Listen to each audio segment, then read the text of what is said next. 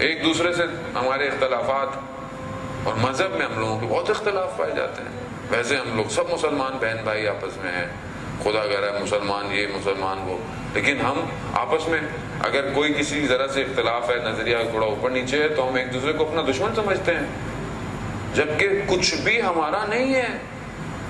جبکہ اگر ہم اللہ کی خاطر ہیں تو ہم خوب ایک دوسرے کا تحمل کریں، تھوڑا سا برداشت کریں. خدا کی خاطر اگر ہیں تو پھر ہمیں اپنی ذات کو اور اپنی انا کو نہیں لانا چاہیے درمیان میں. لیکن میں اپنی ذات اور اپنی انا پر اتنا ڈٹا ہوا ہوں کہ میں ایک قدم پیچھے ہٹنے کو تیار نہیں ہوں. اور یہی وجہ ہے کہ آج ہمارے معاشرے کے اندر کتنا ڈویژن ہو گیا ہے، کتنے تفرقے ہو گئے ہیں. میں ایک قدم چل کر سامنے والے کے سے ملنا نہیں چاہتا، اور میں اس رسول کو مانتا ہوں کہ جس پر کچرا پھینکا جاتا تھا، اور ایک دن کچرا نہیں پھینکا گیا تو رسول خدا نے پوچھ لیا کہ بھائی کیا ہو گیا، کہا مریض ہیں، کہا ملنے چلے جاتے. اور ہم ہوتے کہتے ہیں اچھا جلدی مرے جان چھٹے. ہم تو اس رویے کے لوگ ہیں.